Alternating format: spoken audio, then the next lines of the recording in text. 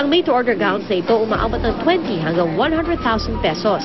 Pero kung medyo mahigpit ang budget, pwede raw ang bridal gowns for rent tulad sa tindahan ni Aling Rosie sa Baclaran. Bago at nasa uso raw ang mga gown pero nasa 2,000 hanggang 5,000 piso lang ang renta. Kalahati o higit pa ang tipid kumpara sa bago. Number 1 yan, budget yung magkakasya lang sa makaraos lang sa kakasal. Yung iba naman kasi kaya ayaw bumili, once lang na isusuot. Tapos itatabi na, di maluluma na lang. At kahit dito, meron ding Victorian princess gowns for rent.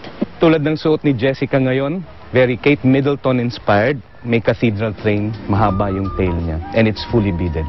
Pwede rin magrenta dito ng Filipiniana-inspired gowns na uso rin daw ngayon. Pero in man sa uso o hindi, mahal man o mura ang iyong trahe de boda, ang pinakamapapansin pa rin ay ang kaligayahan sa pag-isang dibdib ng dalawang pusong tunay na nagmamahalan.